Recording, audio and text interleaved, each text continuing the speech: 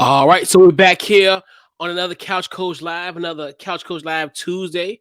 We're here at Couch Coaches once again. What's going on, Maui? What's up, Coach? Chilling, man. In this weather. Yeah, man. Yeah, man. It's crazy. It's even a snowstorm in Texas. Right, so we Like can't that's complain. historic, right? So, man, I'm missing the West Coast though. yeah, big time, always. But now, well, before all this, before the pandemic, we could kind of be a little bit more free out in the Right. West, but with the restrictions and everything. But yeah, man, it's like you're saying, just the weather, just to be in some decent weather at this point, it's like, would be It's nice. hilarious being here, man, because everybody be wanting snow, and then I be telling them. I said, hey, okay, just wait till the next day when it start melting. Just wait, you know what I mean? Wait till it start melting, and you see the mess that comes. Yeah, I know. That's the thing too, where it looks great, it looks great falling down, but when you got a shovel, you got to dig yourself out of the driveway and all kind of stuff that happens. The trees was falling over. Like it's all crazy. all the other stuff. It looks great falling down, but after the aftermath is like shit. Like I don't even want to trees stay in falling the down house. Root.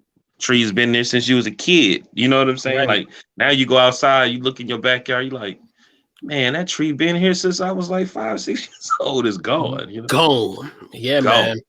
But yeah, so got a great show tonight. We'll talk about JJ Watt release, an ideal spot for him. We got talk about quarterback carousel. We'll talk a little quarterbacks. We'll talk about Deshaun Watson, where we think he's going to go.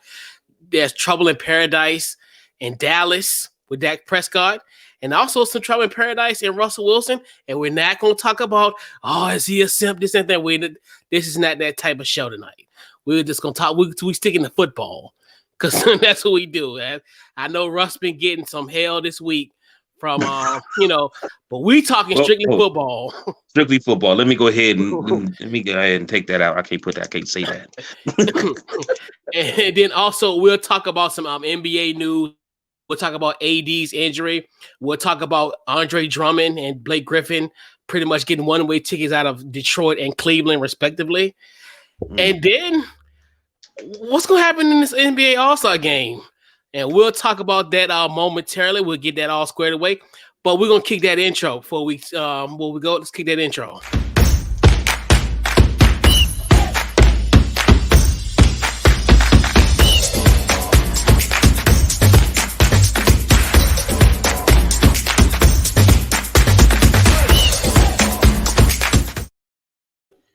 All right, so we're back here.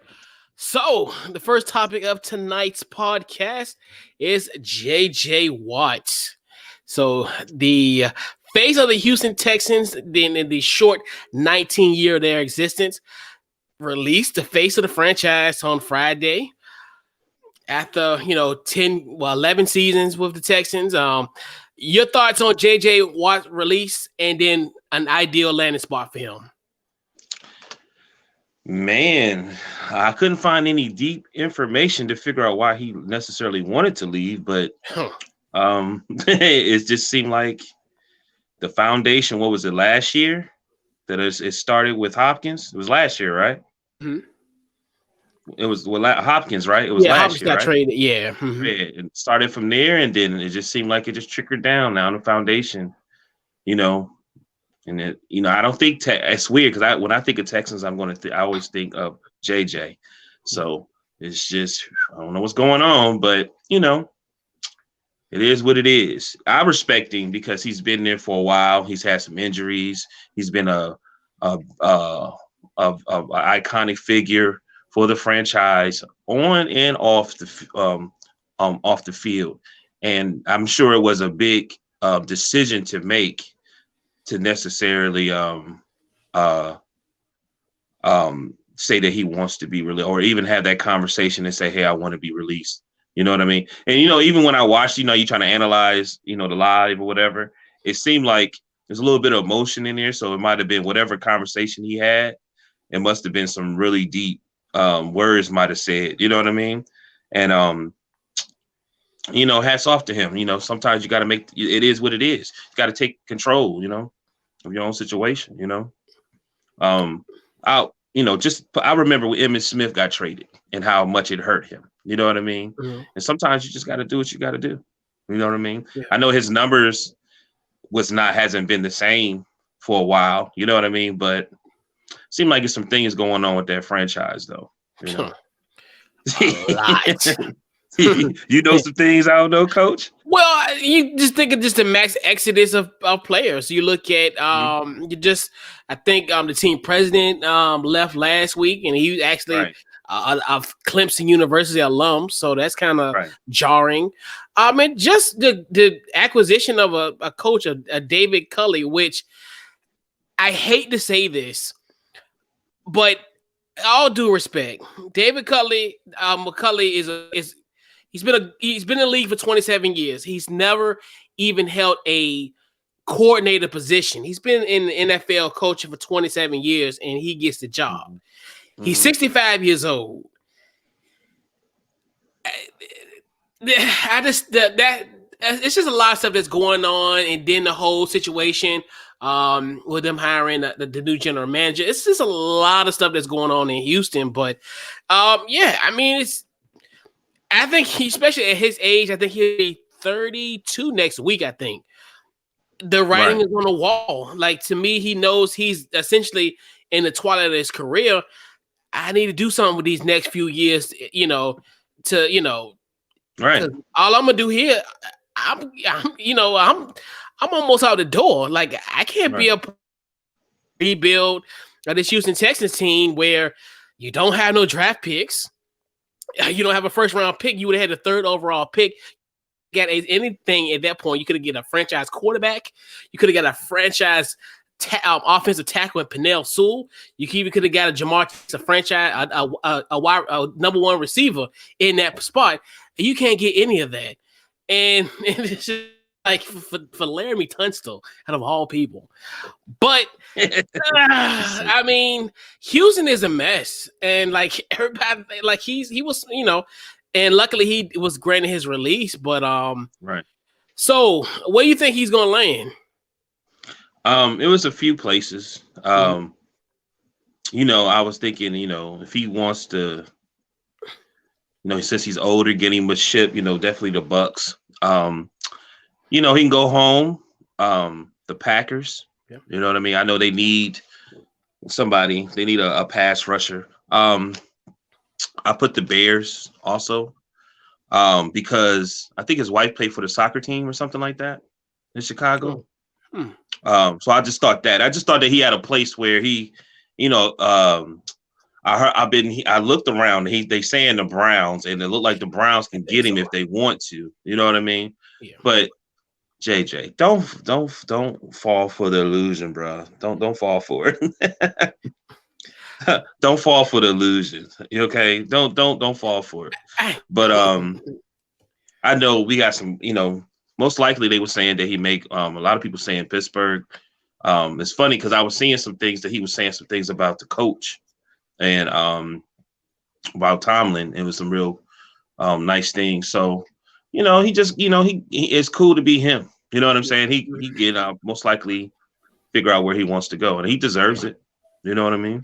Yeah. And I want to actually, and it's funny that as far as with this, actually, me and Lamar talked. As the comment, I talked to Lamar the other day. Bear, and we both agreed. Where I think we looked at Cleveland as the ideal situation because we looked at just as far as helping Myles Garrett, and then the whole situation with trying to beat Kansas City, trying to be in that type of bracket, in that type of I guess that bracket, but more so in the positioning of to beat Kansas City. And now you get you can get JJ Watt on one end, and you get Myles Garrett on the other, and then you think about just a simple fact of the Chiefs not having Eric Fisher next year, obviously with the injury that he had in the AFC Championship game.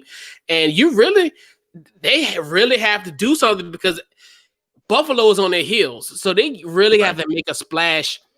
And Diggs is trying to get him. Diggs has been putting it out there trying to get him. You know what I mean? And that's one thing, too, where that could become a bidding war. And that could be because, and that's the thing, and that's another thing that me and Bear was talking about the other night, where essentially I think that's gonna be the two places, and I think whoever gets him is gonna have the best chance to beat Kansas City because to Buffalo's credit, Buffalo played Patrick Mahomes good defensively, but they just didn't have the type of personnel. You imagine having a re-energized J.J. Watt, and the thing about it with that, and I wonder how he's going to especially if you go to Cleveland, it's either or. I think Buffalo or Cleveland's going to be kind of one of those where he's going to make the most immediate impact because I think they're essentially, I wouldn't say that's all they need on both sides.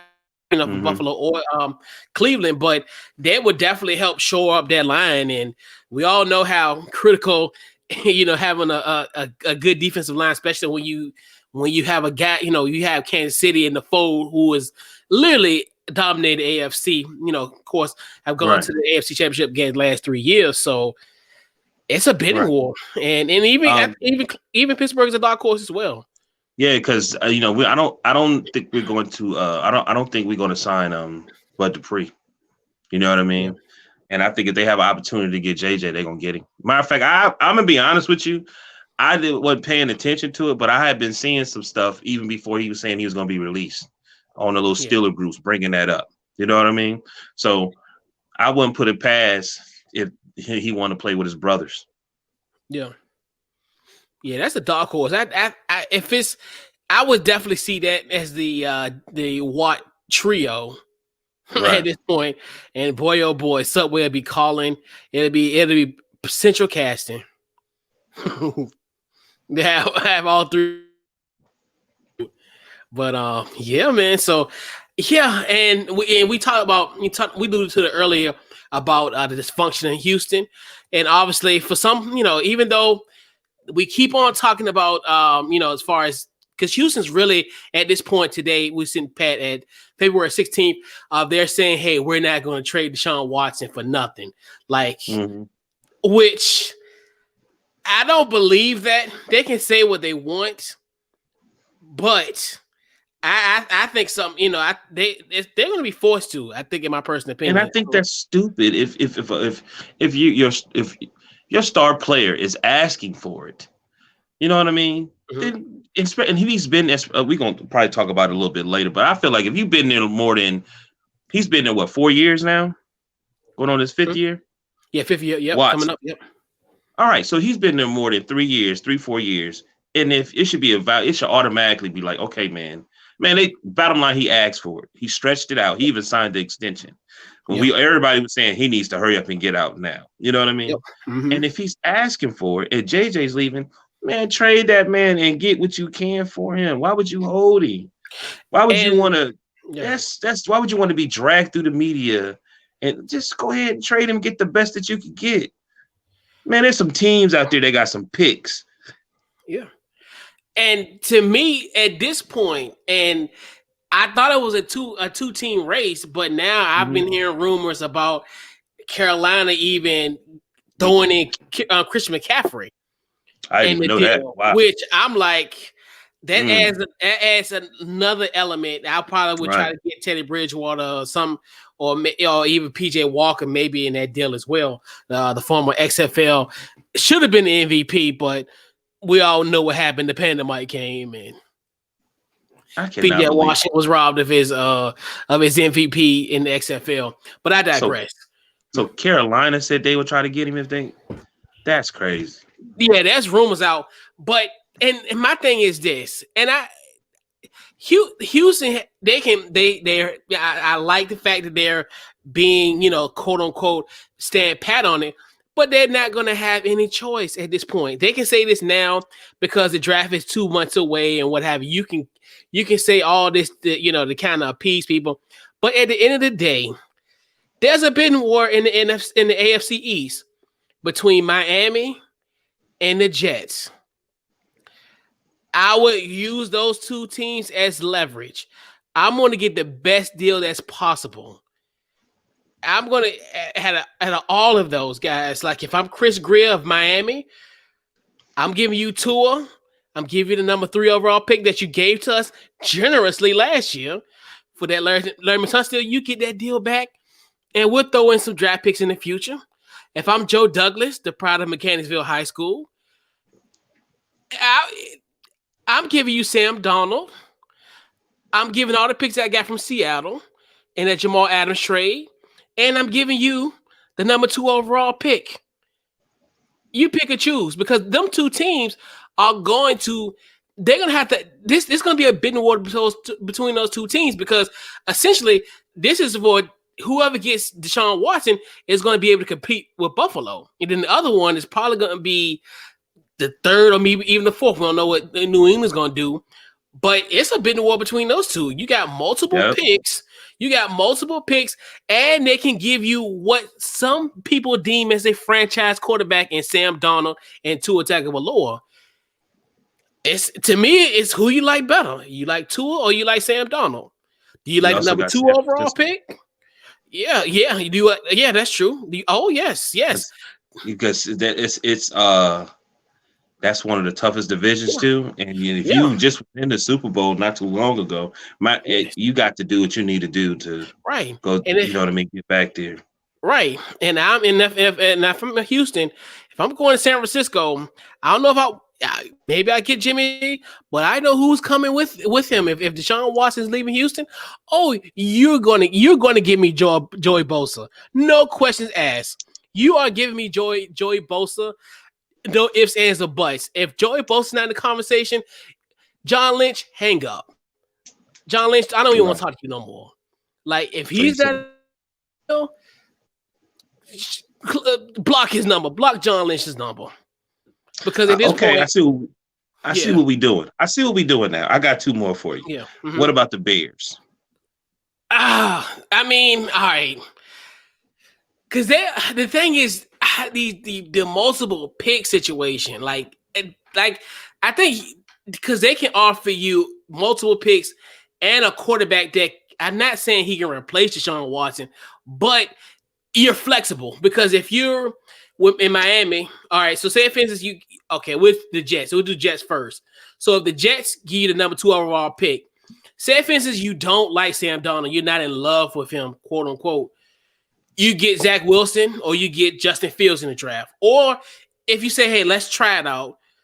Let's get Penei Sewell or we can get Jamar Chase out of LSU or the wide receiver. So you're flexible either way because they can give you assets. Chicago, you want Mitchell Trubisky? Yeah, I like Mitchell. He's a UNC guy. Made it to the playoffs. He did on the back of that defense. And like you said, if they can give Deshaun Watson, then we could, this team could be legitimately a Super Bowl contending team if they have a quarterback of his stature. And it's just and what the tragic thing about it all is Houston was literally leading Kansas City in the divisional round in the 2019 playoffs, theoretically last year. Playoffs, 24-0. Got outscored 52-7 or something like that after that. Mm-hmm. And that was the end of this run where we figured, hey, well, okay, Texans could compete in AFC, maybe a third fiddle, because they almost lost to Buffalo. I think people fail to realize that too, where they almost lost to Buffalo. And that was because of Deshaun Watson, that play where he was able to escape out of the pocket and make that play to end that game. So, and it's just the downfall of this franchise is just tragic. Right. And they're never coming back. Right. 2 more. I got 2 more. Okay. Where was I at? Denver. Nope. I got 3. Denver. If I'm all right, so you give me picks, you give me Jerry Jeudy. I know this is going to sound a little crazy, but you will have to give up that Bradley Chubb. I'm serious. Okay. Like John Elway, you may not have the picks, but you got some nice assets. Pause. Right. That you have on that team. I'm like, like you want to talk? All right, let's put at least Bradley Chubb on the table. Okay. Put Bradley Chubb on the table. We'll do something. I don't know if you want Drew Lock, but. Drew Luck was a little solid, but you know. I got you. So you ready for the next? What you want? Washington football team. That's funny. We keep on going. I talked about that ad nauseum before. The thing about it, I like it, but I don't know as far as what assets they would want. Because I know we probably can cough up 2 or 3 draft picks. Yeah, y'all got some draft cap. We got some draft, and if they want that, that might be somebody in your defense. They probably would take somebody in your defense. Ryan Kerrigan. I ain't saying Ryan Kerrigan, but you ain't getting Chase Young. You're not getting Chase Young. You're not getting Montez Sweat. You're not getting any of our linemen. You're not getting Cameron Payne. You're not getting nobody. Right. You probably get Ryan Kerrigan. You get Landon Collins. I wouldn't be mind getting Kerrigan because if you got the Texans aren't good right now, so you will want some veterans. Yeah. You'll want some type of veteran presence. You know what I mean? Yeah. Okay. Yeah. I did that one. Very that's the thing. One. Very last one. The Saints. Oh, I mean, you have to give up, and they're in a weird spot, and they're in debt. Like they're in negative, and they're in salary cap hell. Like to a point where even Drew Brees taking a cut. Right. So Brees leaving, they got a quarterback issue, and then, but I would I was saying, somebody said you would have to put Michael Thomas. He doesn't want to be there anyway. Yeah, Michael Thomas wanted to come on board and get some draft picks, and which I don't have multiple first rounds, but yeah, you have to come off of Michael Thomas. Like to me, especially these teams that don't have the multiple draft picks, you're gonna have to be really you're gonna have to come heavy with them with the assets because at the end of the day, because you can't because right. Yeah, because you gotta. So when I got you, and I know that was a toss up. So when you all come down, I don't think the Miami should. I think Miami needs to stay where they at. I think San Francisco. I think Bill Belichick can pull it off because he got some people. I think the new GM he's connected to, and he got some picks. So with everything that happened with Tom Brady, you know what I mean. We know Cam is on his way out. No disrespect to Cam. I love Cam too. But to get Watson there, I think that would kind of that would put some nos into the Patriots again because ain't nobody really looking for them. And then, like you said, look at Buffalo. Yeah. You know what I'm saying? Look at my and the Jets. You know what I'm saying? The Jets, you know what you're going to get. You don't know how, you know what I'm saying, oh boy, that's coming to the league going to be. You know what I mean? Or any quarterback. You know exactly what Watson's going to do. You know what I mean? Shoot, but if I tell you, but I think if Miami can get Watson, they're definitely gonna be. They could definitely compete with Buffalo because Miami already got defense already. But just imagine you got. You don't like Tua? I do like Tua, but Deshaun Watson to Tua, even though, and I think it helps both sides where.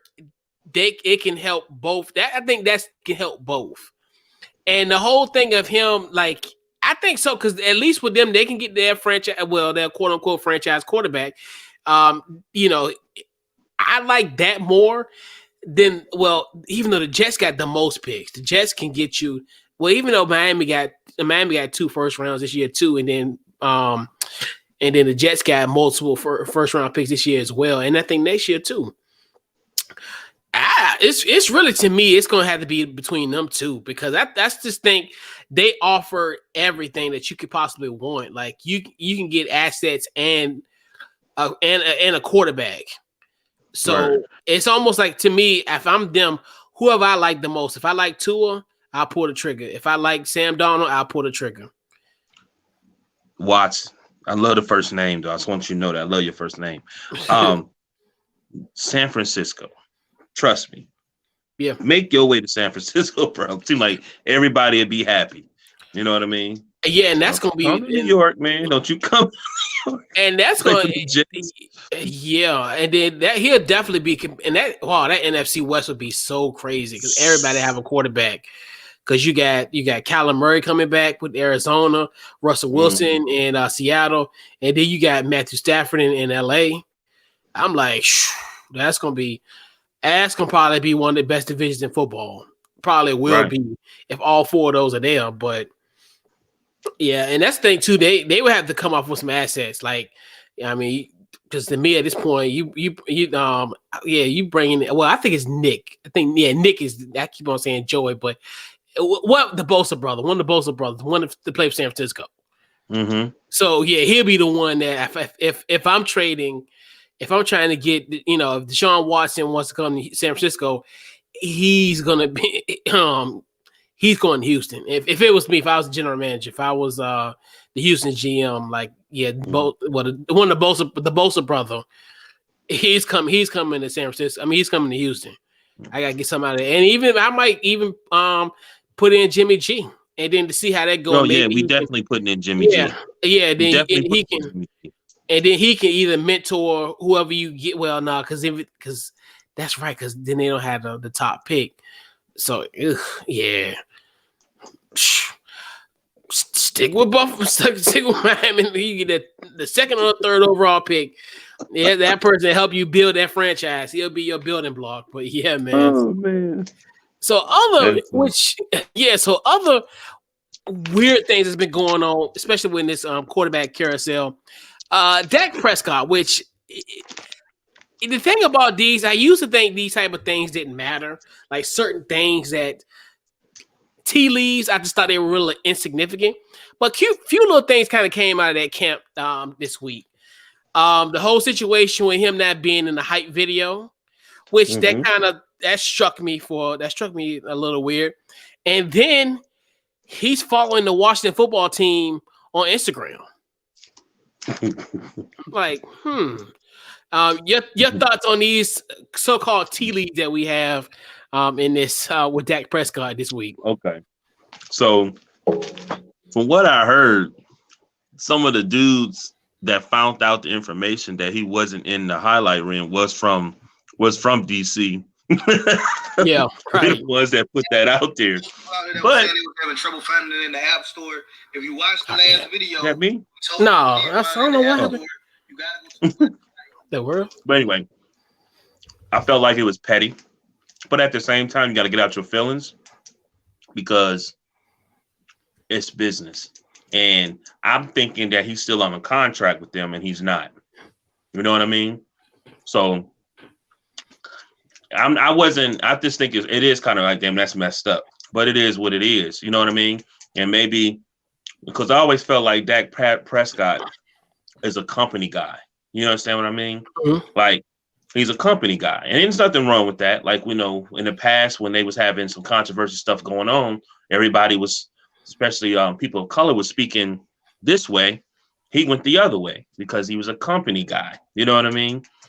And now it's time to be looking out for yourself, man. It's a business. You know what I mean? Yeah. Everything that you did don't mean anything. You know, it should mean something. Some of the people that don't like the Cowboys, this, that is sticking up for you. Been saying from the get-go, you needed to get paid. Hell, they didn't even want to pay Zeke.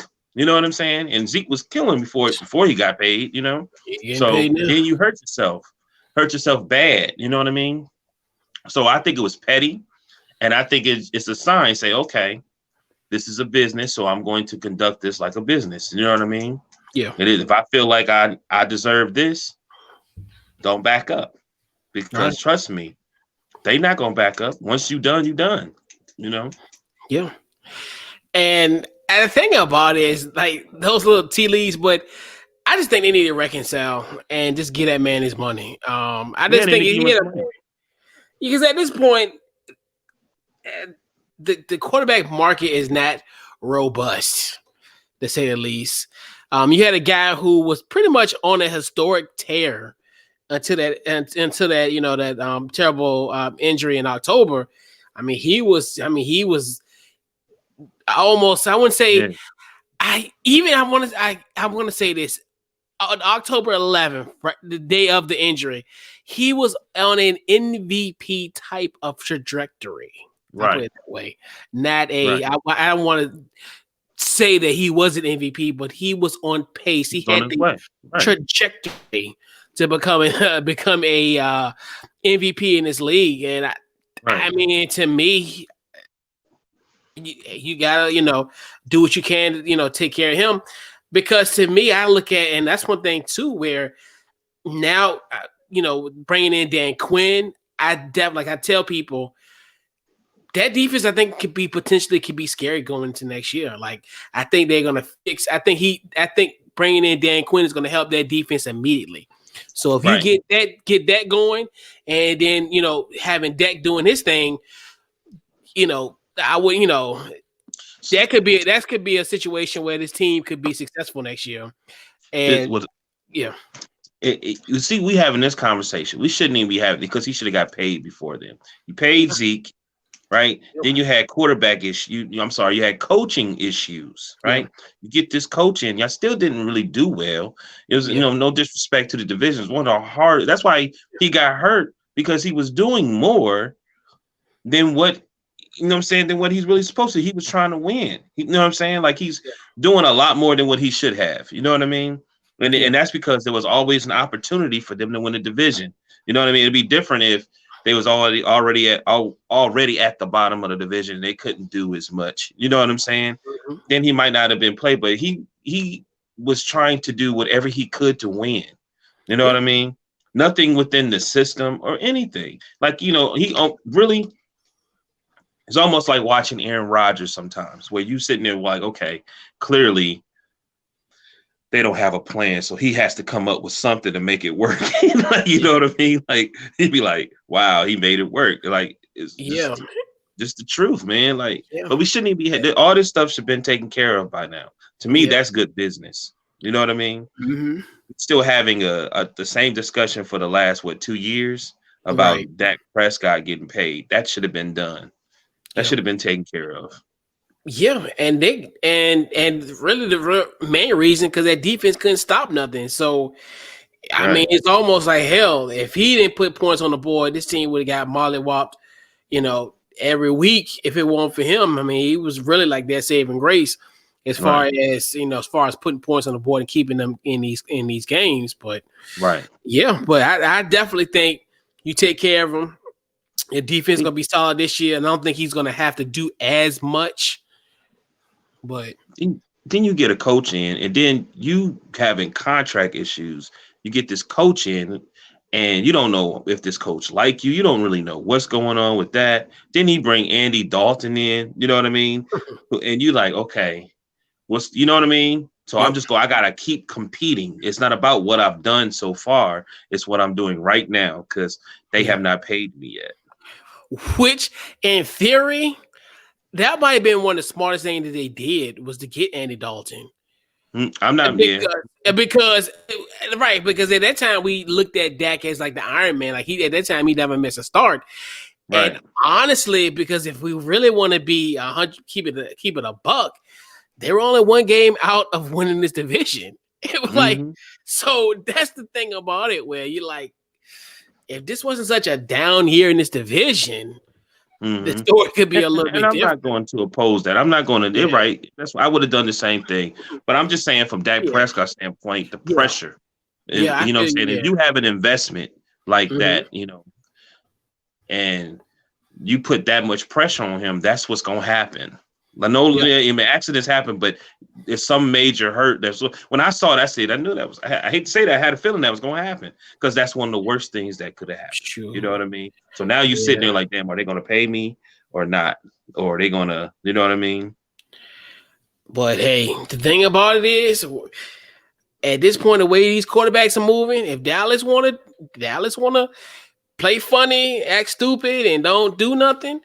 Trust me, like what they said, every 15 minutes a bus will come. So somebody bus gonna be pulling into you, pulling in, and hey, we want you, because quarterbacks are such a premium, and like I said, it's not a robust free agent market, and it's gonna be a lot of movement with these quarterbacks. Yeah, who do you think better, Dak Prescott or Baker Mayfield? Statistically, I would probably lean a little bit more towards Dak at this point. Baker's on his way. I think Baker is he has shown in the month of November, he's really kind of like let me know, like, all right.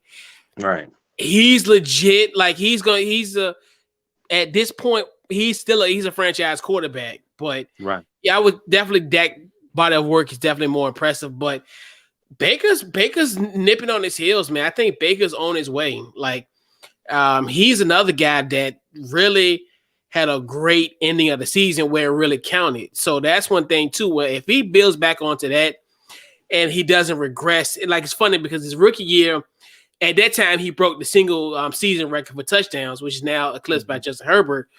Mm-hmm. But then he digressed in his second year. He kind of plateaued, which I think he just went back down to earth.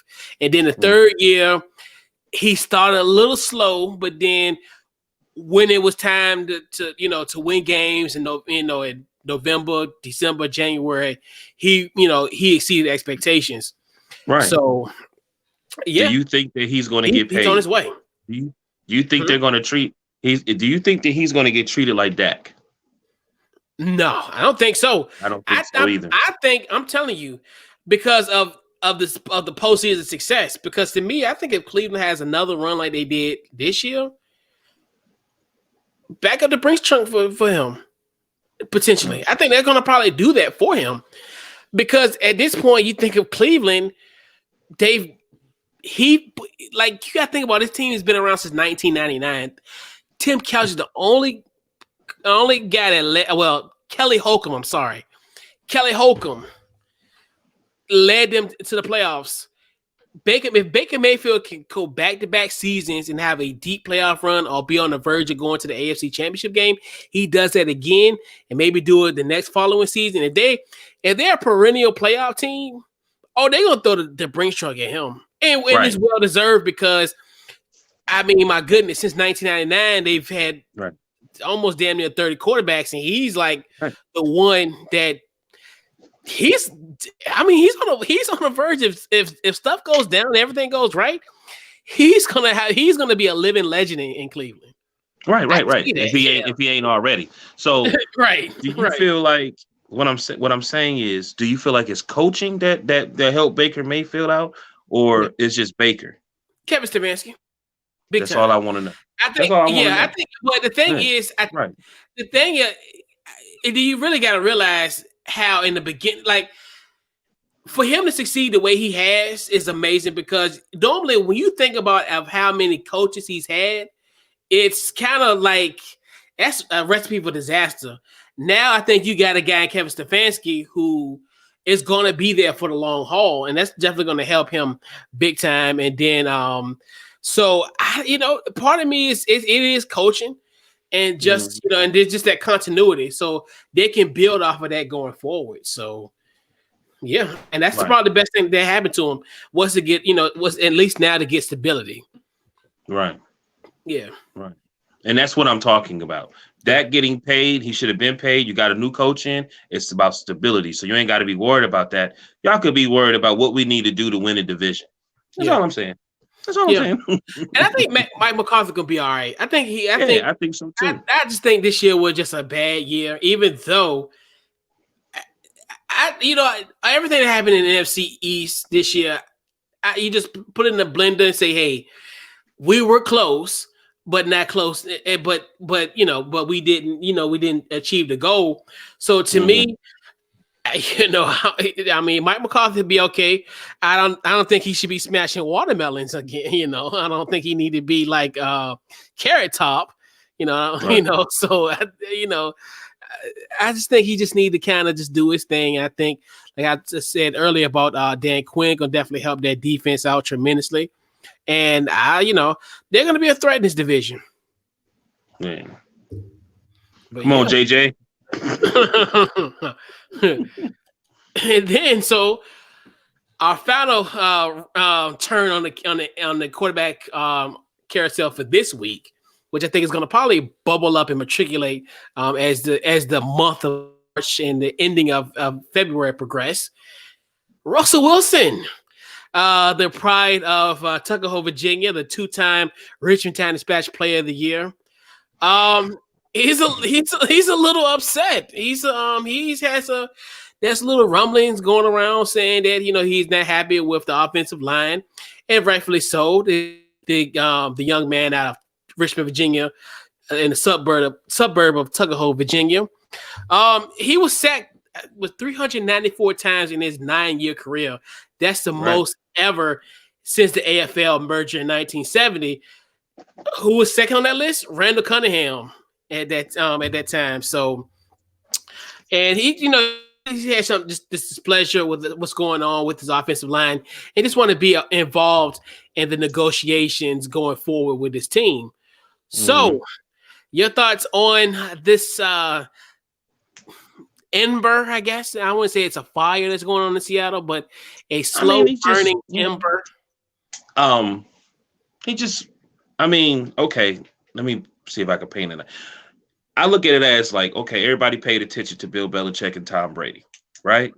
Mm-hmm. And then when Tom Brady leaves, he goes to play for the Bucks, which was a horrible team. Look what they did. They won a Super Bowl. Why is that? Because the coach and Tom, he let Tom be more verbal. You know what I mean? He treated Tom like he was a regular player. You know what I mean? And he was a part of everything. And I just think that Russell's been there long enough. Russell was a part of their success. And if he's saying, hey, I'm the one getting hit, I just want to be a part of this. You know what I mean? I don't know what they can do. I know when Ben was getting all the concussions, being up under Bruce, they brought in Todd Haley, and he wasn't too happy about that. But what I remember now that Todd's gone, I respect him more because he said, I just want him to get the ball out of his hand faster. So it cut back on all the sacks. You know what I mean? It also helped the offensive line that we had. So, I don't get it, man, because these it's like they feel like the players are just like the employees when you have somebody like a Russell Wilson who's also iconic. Why wouldn't you have him, especially if he wants to be a part of it? Why wouldn't you have him there for discussions and the way things are moving forward? Right. Are you thinking of maybe getting rid of him at some time or something like that? You know what I mean? That makes sense. I don't understand it. I would think he would want him to be a part of it. Yeah, I mean, to me, especially just what Russell Wilson entails. I mean, he's the Walter Payton Man of the Year, and guy. I mean, he's the face of your franchise, right? And that's why, and we'll kind of dive into the far when we talk about Andre Drummond and Blake Griffin, in the later part of the show, but this isn't your typical employee, employer situation. Right. That's just like saying the CEO of your company, because essentially he's the CEO of your company. Fairly enough, when we think about the Seattle Seahawks, we think about Russell Wilson. I mean, especially within in this decade and I think even going forward. So he's not what you would be the quote unquote quasi employee.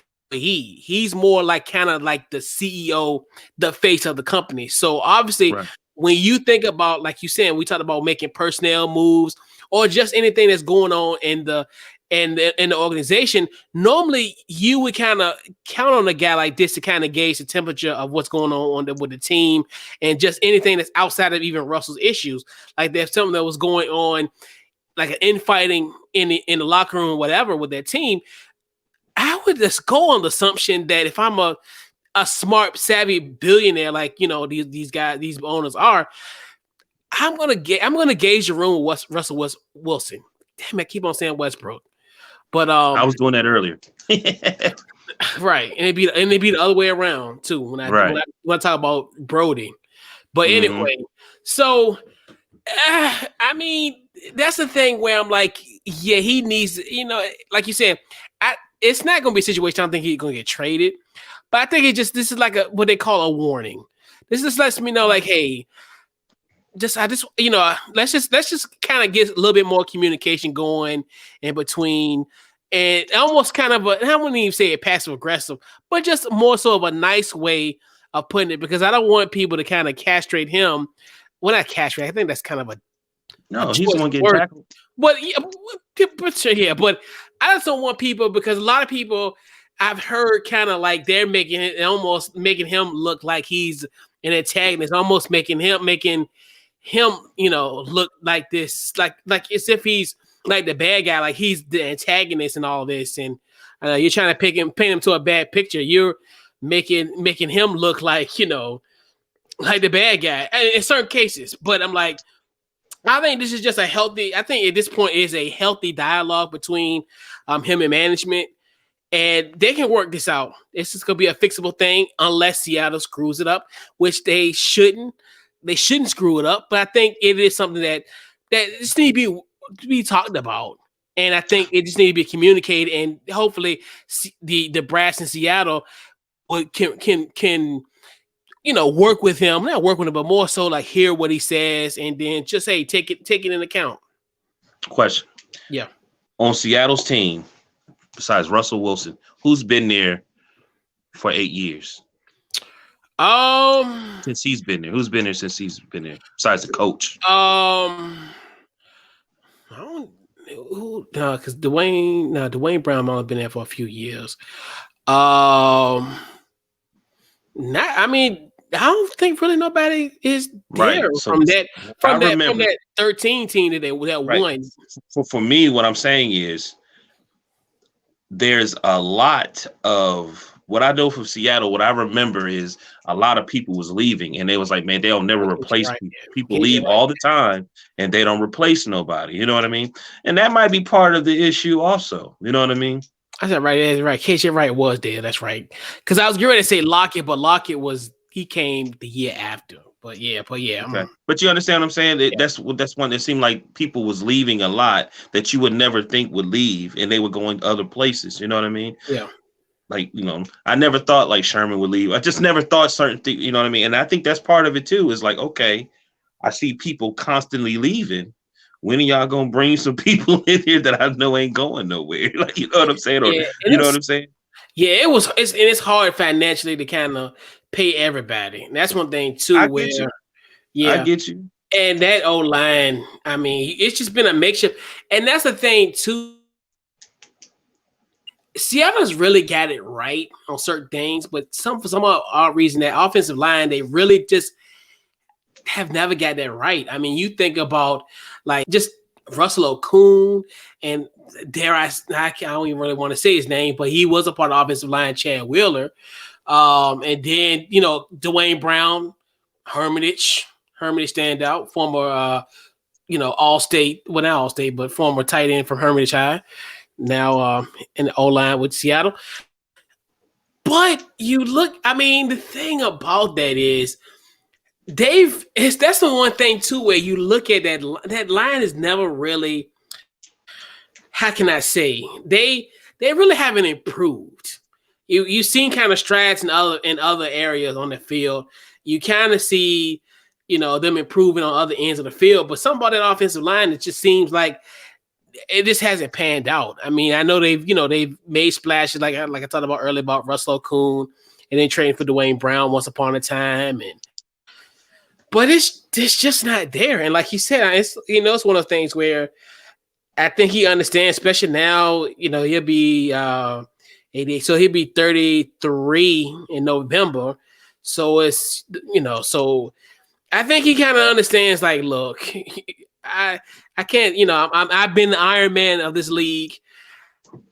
I'm getting up there in age. Getting sacked almost 400 times in my 9-year career. If I'm trying to be like Tom Brady and those guys, I can't be getting sacked 800 times in my, going on my 20th year of my NFL season and my 20th year in the NFL. I'm not going to have that type of impact if I want to, because I know at one time, I think he was saying he wanted to play into his 40s. And with that offensive line, you're not. You know what he saw? He saw Patrick Mahomes, that horrible offensive line he had in that game, and he was seeing running for his life, and he probably said, that looks just like me. Yeah, we got to make some changes. We gotta make some changes, and that's the truth. And because you got to, I think we said that on the show that he was doing. I said Patrick Mahomes was doing his best Russell Wilson impression. Yeah, because and we talk. I swear I did not want to say this, but we talk about like somebody who he's scared to lose or whatever. But when you sit down and you think about it, he has to play. He has to face Aaron Donald twice. San Francisco vaunted defensive line with Bosa, Armstead, and all those guys. That's for like they gonna have a field day with him. And you see what happened in the Rams game in the wild card. They was putting him on his tail just about as much as anything. So he looks, hey, I gotta play Aaron Donald twice, and I'm trying to play Tom 40. Y'all need to fix this. Like, I'm serious. Like, I gotta play Aaron Donald twice. I got the Bosa. I got Nick Josie. I don't know. I think it's Nick. Yeah, it's Nick. It's Nick Bosa. I don't know why I keep on. Yeah, I got Nick Bosa twice a year in San Francisco. I need help. Like, I'm serious. Like, he needs to have a sign, a post say "Need help, need O-line." Like, because it's just. And I think it's just gonna get worse. It's gonna get, and until they get it fixed, that situation where they're not gonna be able to compete, and that now when you look at now, it's a 14 racing division. And this, like we talked about earlier, this is the best division in football, probably more than likely. Even if the quarterback situation in San Francisco still remains with Jimmy G, or hell. Or get Kirk Cousins, which I digress, but more like that could potentially happen.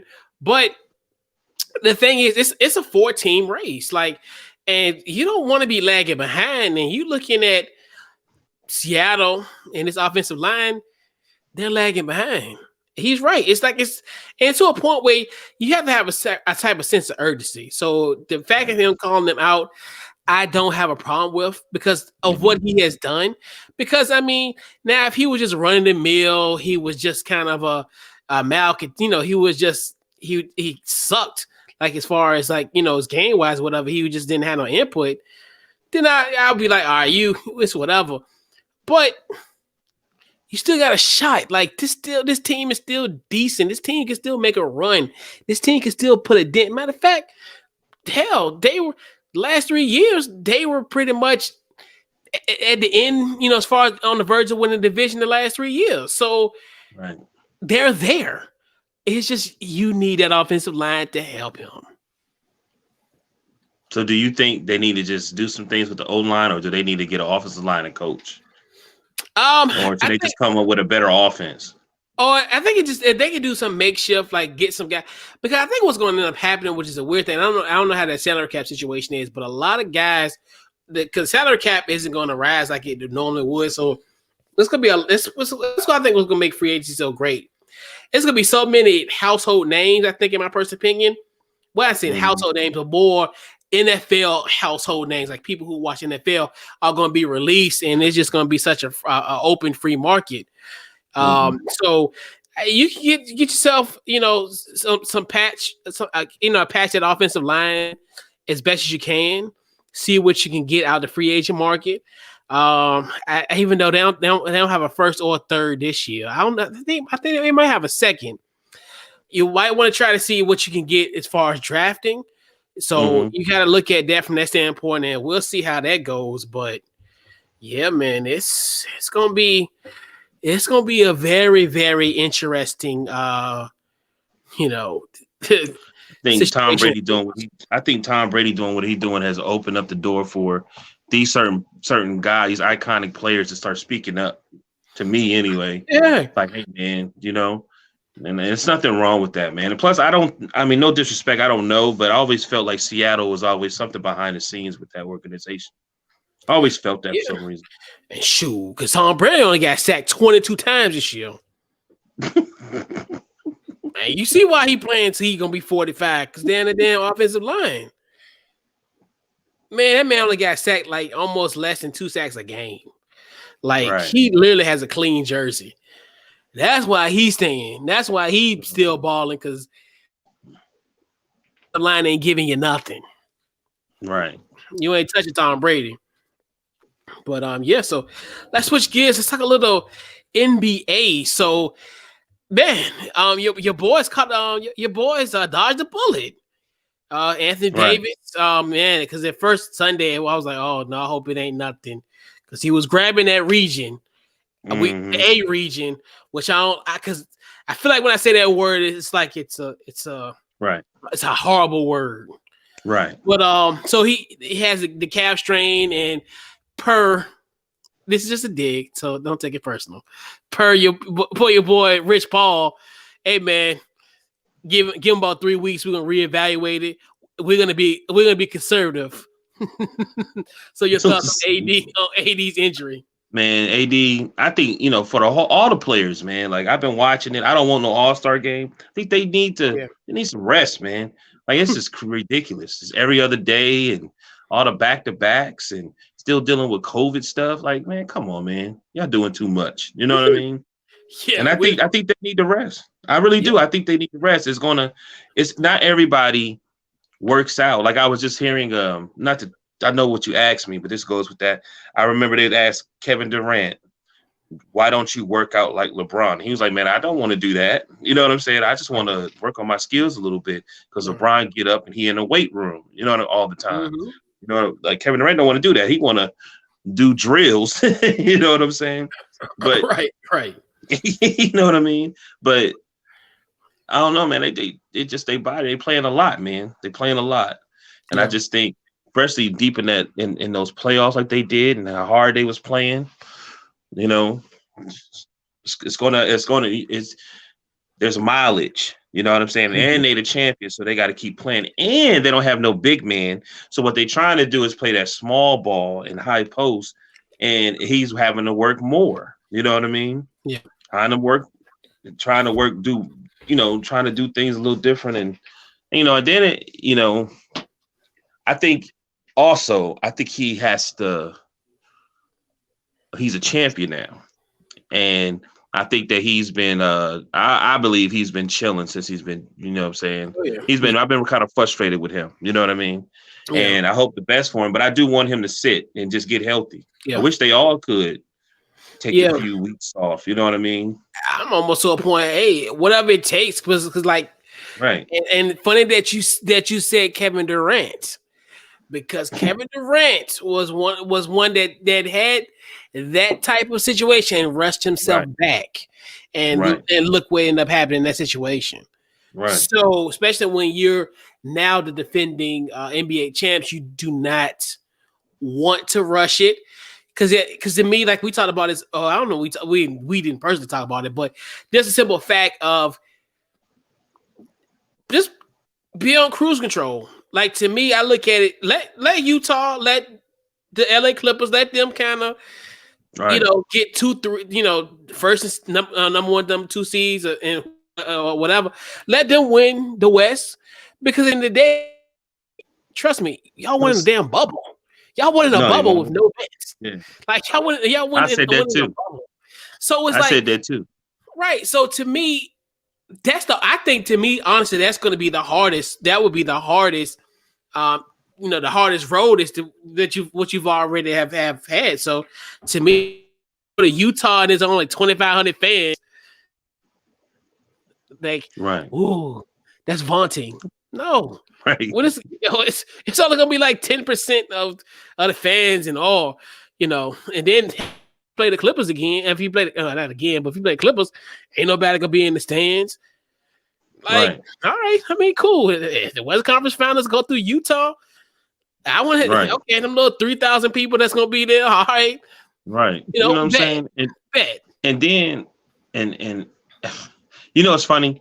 This we talking about the beginning. This is not even half. They trying to make it half, but this ain't even half of the season just yet. Right. And we're talking because they used to complain, oh man, the regular season don't count. These guys, yes, they are playing. They shouldn't even be playing this hard. That's what's crazy.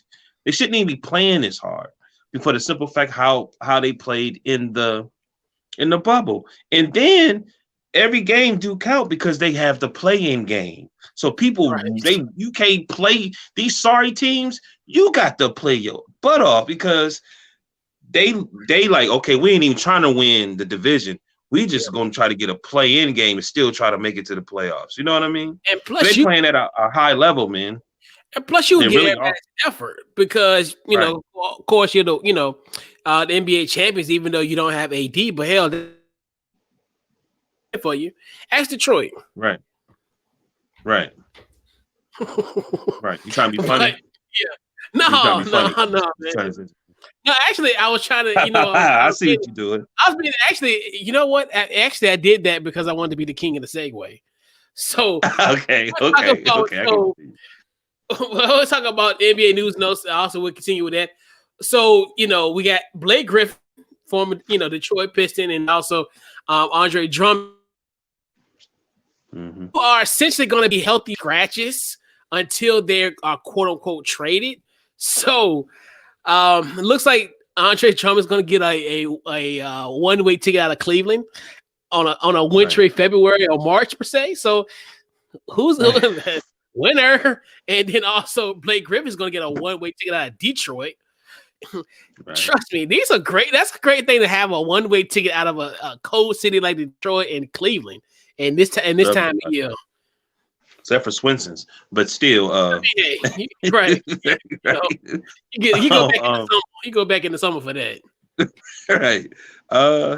Man, I mean, first of all, Cleveland having all those big men, I would be like trying to shop a lot of stuff up there so I can get what I want, because they got some big men over there, man, that might some of these contender teams may need.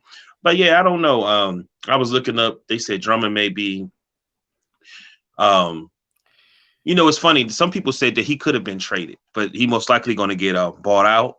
Yeah, him and Blake, and a lot of it, I was like, well, one guy was like, he said, man, that he would help a contending team. They don't think Blake Griffin will, because Blake Griffin with the injuries and he don't play like he used to. But I think if he get with the right system, he may be okay.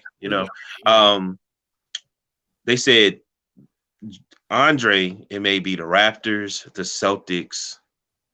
I saw the Nets too. Yeah, I saw the Nets too. I saw the Nets too, and I don't know, is somebody else? I can't think. But I mean, I'm riding with the Lakers, so every time something happened, what do you think he'd come over here and blah blah blah. So they said his issue is that he won't play his role. He wants to dribble the ball up and shoot threes and stuff. I ain't talking about Blake. I'm talking about Andre. So they said at least one game he'd dribble off his feet, or throw the ball and then it'd go out of bounds, because when he was coming to the league, he compared himself to Kevin Durant.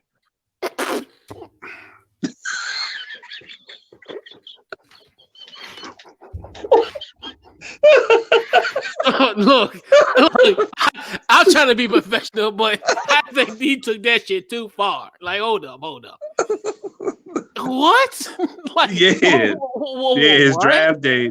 They drafted. He said that he compared himself to Kevin Durant. So they said he averaged once a game trying to dribble the ball up, and he'll dribble off his foot or his leg. But if he get the right person and he play big, he would be. I'm begging him to come to the Lakers. I'm begging him to come to the Lakers. I mean, please come to the Lakers and watch. And I think he would fit for y'all. Definitely, as far as, because I think a true, because honestly, Drummond really is a throwback center. A former, like, to me, I this is what I always say with Andre Drummond. If he was in the same league with like Wilt Chamberlain and Bill Russell, I think he would be a beast. Mm-hmm. I think he would be efficient. This day and age where you look at the center, as far as, like, I look at him somewhat kind of like he's more of a clogger. Like, where as far as when you look at now, it's like you see how the evolution of big man, where they're not just being camped out of the paint. They're moving around. They're setting screens. They're actually creating the spacing, on the court, with that. So, they bring a lot more versatility. But I think Hit would work with you guys with Lakers, which I think that could potentially work more so than with everybody else. I think even with Brooklyn can work, because at this point, with James Harden and Kyrie Irving at this point, they just I'm the shooting guard, you're the point guard. Right. One day, they the Phoenix Suns 2.5. Right. Pretty much with everybody. Like, hell, if Steve Kerr wasn't coaching the Warriors, he'd be on the staff. Like, who else? They need to be, bring in Grant Hill, Shaq. Like, for real. I'm talking about that Steve Nash team. Like, when I'm watching them, they scoring all these points. I'm like, so really, how do you beat them? So you just got to really, honestly, you just got to be physical with Kyrie. It's the same. I'm telling you, it's the same team. It's a mental game. Right, it's a mental game. You got to be just like they did Steve Nash. You got to be physical with Kyrie. Right. But Blake Griffin is because they play. I seen them play the Lakers a couple of times, and he was hitting threes and everything. Right. Yeah. And he may still have something in him, but he's a veteran, and he may have been holding back just so he can get it to the right place. You know what I mean? Yeah. So it's interesting. I wonder if somebody like the Spurs go get him.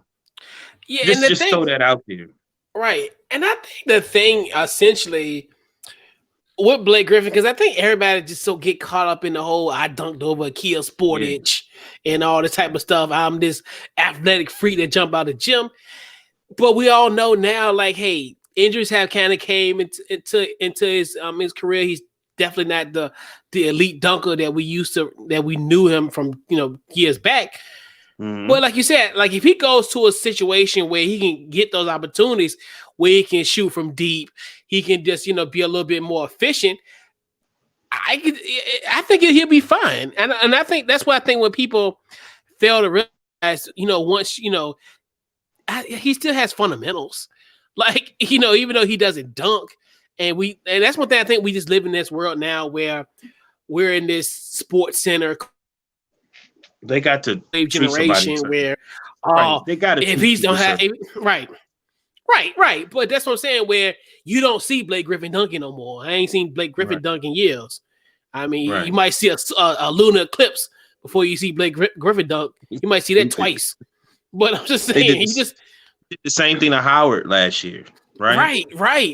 And then they did the same thing to Rondo. And like right now, they complain about Rondo, but they make it to the playoffs. Oh, he's gonna be the best thing in the world for him. Oh. So if you know that's what you paid for, get to the playoffs so he can play. Like, you know what I'm saying? Like, it's crazy, man. Right. So speaking of, go ahead. Yeah. So speaking of Rajon Rondo and the Atlanta Hawks, let's talk about the NBA All-Star Game, which, and we'll talk about. I'll give the story. I'll try not to laugh during the setting up the play for this topic. So the NBA All-Star Game is on March the 7th on a Sunday in Atlanta. Now this is going to be. It's not an All-Star weekend. It is a All-Star day, quote in air quotes. So essentially, what's going to happen on February? So on the night of the All-Star Game, so they'll have the skill competition, like the 3-point contest, and I think the skill competition and the pregame. They have the All-Star Game, and then at halftime they had a slam dunk contest. So that's the fun stuff. This is the weird and kind of convoluted things that are going to be going on prior to getting there. So we know that the teams are going to report the game is on the 7th. So everybody who's going to go down to Atlanta has to fly privately to the event. They're going to be tested on a daily basis, even though they're going to be there for a day or two potentially. And then whoever attends the All-Star Game, they can't go anywhere except for the hotel or to the arena. And then the mayor, Keisha Bottoms, is now not warning people. She said this is a made-for-television event. Please do not come down to Atlanta. Yeah. Please do not come down to Atlanta. Oh, so she's trying to made for television. So she's trying to tell people because All-Star Game usually, I can't say how I feel. Okay, well, usually those that be on, you know, those those those Oh yeah, things come to yeah, Atlanta, and half of them, majority of them already there. Everybody, cause it's a whole. I get it. yeah. Then So why you have it? right. So your thoughts on All Star Weekend? Well, All Star Day, All Star Okay, Sunday. We I All Star get it. Sunday. Look, We'll put it that way. All I Star Sunday. understand. I get it. We and you have been touching on this subject since last year. I get it. It's for money. I get it. It's for Yep. contracts. I get it. It's for charity. I get all these things. I get it, man. But one thing that's different between the NBA and all these other sports is they the first ones. They have been doing and working and working and working and working and doing, you know what I mean? And Mm-hmm. they giving and giving and giving and giving and giving, giving and giving and giving and giving. I mean, come on now. Let's just stop. They already gonna most likely be in a bubble Yeah. in the playoffs. So why don't Yeah. you just give them a break? Like, you know what I'm saying? Like, why don't you just give Right. them a break? Like, even when Right. things were so bad, they was doing, like I keep saying, they was playing horse. Yeah. Like they've been giving and giving and giving. But Yeah. then even the protocols, like you got to get tested 6 times. If you don't do this, you got to have a positive test 6 times. Like, why you gotta Right. I mean, we gonna And watch it, but yeah, still, yeah, we're man. gonna watch it. I do. I'm not gonna front. I do like they have an All-Star game, but it's not gonna be a point where if they wouldn't have had it, I would have been upset. But like in Right. the same token, is I think you're just adding extra. It's like it's an unnecessary evil because essentially what you're doing, these guys now they go from their respective areas, they come to Atlanta, so essentially for a day, and then what gets me that I don't understand. So then you have to the first game starts the second quote unquote the second half of the season starts on March the 10th. So I'm like, okay, so these guys come to Atlanta and kind of be in a bubble in Atlanta for a few days, and then expect them to kind of go to their respective teams to be ready to play on the 10th, 3 days after playing the All-Star game. Like I understand Look, that used to be the case. That's fine if it was in a non-pandemic year. Like I mean, if it was 2018 or blase, but this is a different time, and so I like. And then the whole thing, because really the premise is the whole thing of having all the stuff together in one day instead of having the whole entire weekend was in essence to kind of mitigate the possibility of having cases. But then you want these guys to be ready within 48 hours, 72 hours to go to their games in their respective cities. right. So, and then they said if you don't go to the game, you cannot, like, because some people gonna take the like a vacation, right? Yeah. It has to be somewhere private, and you cannot, even if you go there, you can't, and it can't be a hotel. It got to be somewhere private, and you can't. You know what I'm saying?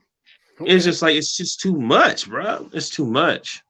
Right. It's too much. I can't take old lady to the resort. So stupid. But because I know a lot of when you see the All-Star game, it usually be you see all the players, everybody's coming there, everybody's there. You know what I mean? Whereas with this one, they was like, if you're not gonna come, you can't go to a hotel. You got to go to,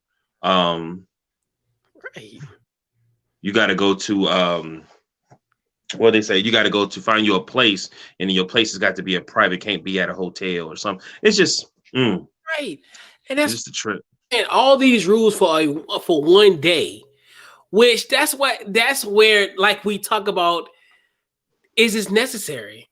This is only going to be there for a day because essentially once the All-Star game is over, it's almost like you ain't got to go home, but you got to get the hell out of Atlanta. That's the perception, because essentially once the game is over, it's time for you to go. So. And that's why when we talk about when we entail the unnecessary the unnecessariness of this. Ooh, that's a bar. The unnecessariness of this bars. But stupid though. Yeah, but does it really make sense? I mean, Yeah. mentally, think about it.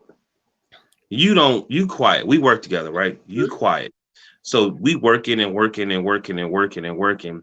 And then you as a boss is not really paying attention. Like, because everything is going well. There's not a lot of positive, um, positive COVID things. There's nothing really crazy going on. So everything is moving well. Then you add on some stuff. Little do you know, mentally as a goal, they're working this way on purpose so they can have that time off that you told them they was going to have in the first place. But now you saying, no, we got to do blah, blah, blah, blah, blah. And I don't care, even if it's a goat, a horse, or whatever, you're going to see them emotionally act a certain way. And I'm telling you, you're going to start my game ball. I'm going to say something who I gave my game ball to later, but I'm telling you, you're going to start seeing more people come out the box and start speaking their mind on certain stuff. And it's going to make you feel, you know what I'm saying? Some people going to be upset that they're talking, but how else they supposed to do? You know what I mean? What else they supposed to do? If they don't say anything, how's anybody going to know? Yeah, it'll be the You know what I status mean? quo. Yep, it'll stay the status quo. And like, people was killing LeBron. Look, man, I ain't got no energy for this mess, man. And then, hey, and it's true. I couldn't imagine. I mean, mentally, I know I would definitely not want to kind of be in that type of predicament where you really, like we said, only gonna you're not the full experience. You have 3 days of events condensed into one day, into one half a day, pretty much. Right. But yeah. So let's put a bow on this week's Couch Coach Live, man. Great show. Yes, indeed. Who gets this week's game ball? Oh man, I'm giving it to the legendary Clutch Sports native, Michigan's own Draymond Green. Yeah. For him, for what he said, I had seen a highlight of Steph Curry making fun of Allen, something that Sexton had did. But again, it's probably some type of frustration because Andre wasn't playing. So then Draymond said, I've been wanting to say this for a long time. And he spoke about how the double standard of players really aren't employees. They're really supposed to be partners, especially now. It's supposed to be like a partnership. You know what I'm saying? I do this for you guys do this. You know what I mean? And especially right now, because if the league do not have these players, then it's going to be a problem. You know what I mean? Not too many people are watching the G League, and they're not watching the WNBA. I'm not trying to, and I hate that, but it's the truth. Yeah. So he's just saying, why is it that you have a player that said, hey, I don't want to sign this contract to get $50 million a year, right? And you done got rid of my coach, you done got rid of this, and I want to leave. And then y'all dog him. You know what I mean? Then you got somebody like Andre. Andre said when he played for the Pistons, right? He was on the plane. He was going up the steps and he got a phone call. He said he got like 30 texts and he had like 17 phone calls. So he answered and his agent said, where you at? He said, I'm on the plane. He said, get off that plane right now. Wow. He said, why? He said, because you've been traded. Get off that plane right now. That's crazy. Yeah. You know what I'm saying? Yeah. And if you other players and y'all got a game plan, and I get it. I get it. You know what I'm saying? But I'm happy that he stepped up and spoke. You know what I mean? Right. I really am. Like, I'm happy that he stepped up and spoke up for the double standard, because it is, man. That's okay. I'll get another one for you. I was watching Vlad today, and Vlad and Earthquake was speaking on Dave Chappelle. Vlad is for Comedy Central, where Earthquake is like, man, that's that man's work. That's that man's name. You know what I'm saying? So, you get what I'm saying? So, because he's the one he's the one that puts the butts in the seats. Because really, Comedy Central is what they just relegated to that. But honestly, if it weren't for the Chappelle Show, I wouldn't be watching Comedy Central. I get what you're saying. So think about if Steph Curry, Klay Thompson, LeBron James, Kevin Durant, just those 4 players, right? Or something like maybe a few more said they wanted to go pay for the big 3. Yeah. That would be crazy, wouldn't it? Right, You know what I'm saying? right, And right. they'll feel it. They would feel it. You know what I mean? Mhm. Not saying that they would beat the NBA, but still at the same time, people gonna follow them. You know what I mean? Right. So yeah, I just was happy. I just was the passion that he said that the passion. And another thing about Draymond too, if they upset that he was speaking his mind, it's their fault because there's a lot of stuff that they let Draymond get away with on the court. You know what I mean? Mhm. That has put him to the place where he's saying, "Hey, I'm gonna do what I want to do." Big time. Yeah, man. And it's just, right. Because I think that's one thing I like about now. They are realizing they're the product. And we're going to see them. We're not going to see the general manager of such and so team, what have you. Right. And that's the thing too. This is another step in the evolution of the player movement where they understand, hey, I'm the product. You're right. It's just like this is a rare industry where the product knows their value. So Their value, yeah. right. Like you think about when you go to the store, do that shirt know that it's worth such and so? Does the product understand its value in real time? Which this is probably one of the industries where that could definitely is a reality. My game ball, Gus Malzahn, the former Auburn head coach, is now at the University of Central Florida. So definitely good opportunity for him to go to UFC and do his thing. He did a great job at Auburn, but obviously if you can't beat Papa Bear's Nick Saban, you're out of there in Auburn. So shout out to Gus Malzahn. He'll definitely do his thing at Central Florida and help that team achieve its heights. So final thoughts before we close out tonight.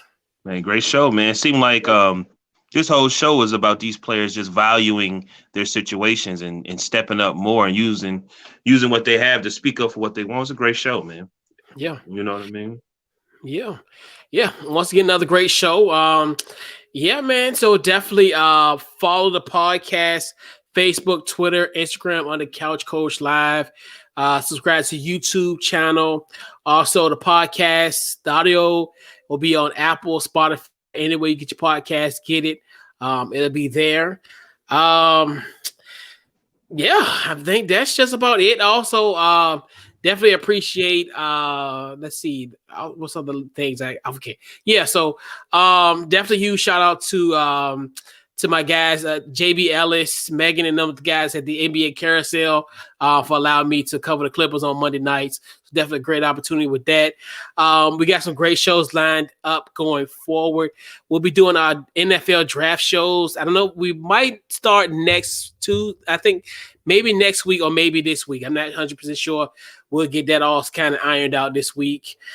So we do the draft shows. Got some other stuff kind of lined up, and I'm gonna be and then also follow the show on TikTok. I finally put another video on TikTok the other day, so I'm trying to get all this together. I'm literally feel like the old man on the block now. It's like it's funny now. It's almost moments when you realize you're getting old. Like trying to do all this TikTok stuff is really making me feel old, and I don't appreciate that. But I got to do it. Sure, I have to do it. In 2021, if you have a podcast, it's almost like you have to be on TikTok. But it's really making me kind of low key confused. But I'm working through it. I might a course for that. But if they don't, somebody please teach me the TikTok 101 because your boy's a little lost. He's a little lost.